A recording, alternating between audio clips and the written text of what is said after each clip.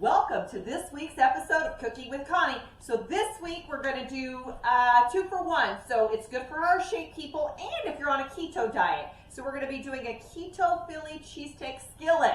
Great one skillet dinner. So I have got an onion chopped up here, sliced really thinly like we would for a chili cheesesteak.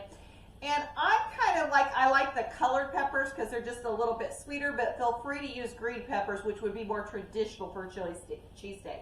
Now, the way we're tweaking this, because this is going to be a shape approved, so whenever you're sauteing your vegetables with shape, you're not going to use oil. So we're switching over to using our beef broth, okay? And I've got the unsalted beef broth here, so if you're watching your sodium, that would be a good option.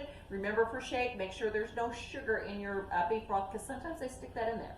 So I've got that in the skillet. We're using our lovely Hexaclad, which worked great. We're going to put our onion and our pepper in here. I've got about 8 ounces of mushrooms I'm going to throw in here. We're going to be sauteing all this stuff up.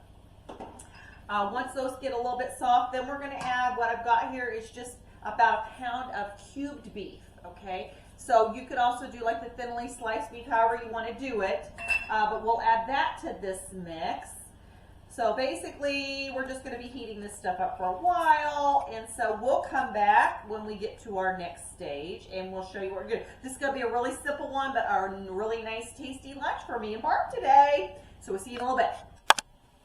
Okay, guys, here we are back, and as you can see, our beef is browned in there. Our everything's kind of pliable, so it's all softened up nice and neat. I added a half a teaspoon of onion powder and a half a teaspoon of garlic powder, half a teaspoon of pepper, and I put 2 teaspoons of minced garlic in there. So now I'm going to add about 1/4 of a cup of our Greek yogurt. So this is going to be the creamy component. So it's going to give it more of that creamy consistency that your Philly cheesesteak normally has. So we'll get that in there. And the other thing that I did was I cooked up 2 bags of the rice cauliflower in the microwave, and then I strained it in my cheesecloth so I don't have that extra liquid in there. And we're going to add that to this dish. And getting this all stirred up here. And then we're going to top it with some Manchego cheese on top of it and let the cheese melt on there. So let's throw the rice cauliflower in there. This is 2 bags, so it's 2 12-ounce bags that's strained through the cheesecloth. That'll really help you so that you don't end up with a really liquidy version of this to get that water out.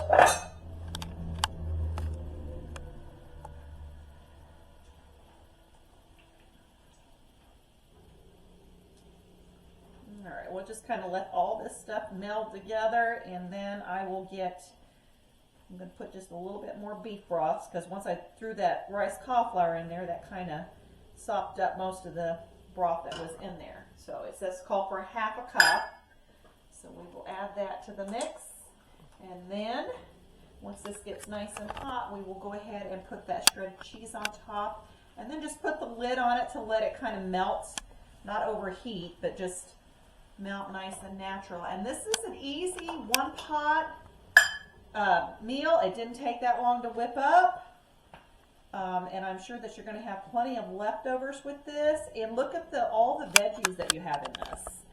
That's the nice thing about it, is we a lot of times struggle with the vegetables in this. This one is loaded with veggies, and I didn't add any salt to it. I think the salt is better to add afterwards, because then you can salt it to your taste. And remember, if we're using the Celtic sea salt, it's good to use it after anyway, because the heat will help get rid of those minerals, and we want those minerals in that Celtic sea salt.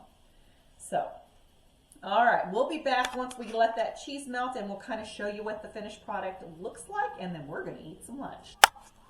All right, guys, here we are back with this lovely lunch that we're going to have today. So basically, we just shredded Manchego cheese and spread that over the top. I put the lid back on to let that melt. So here we have our Philly cheesesteak skillet, easy 1 skillet meal. The way that I'm going to put it on there is going to be a shape approved, but this is also keto for those who are following a keto diet. So remember this week to like, share, subscribe, Cooking with Connie. We've got all kinds of gluten-free, sugar-free recipes on our YouTube channels. Check us out. And remember this week, make some good choices out there.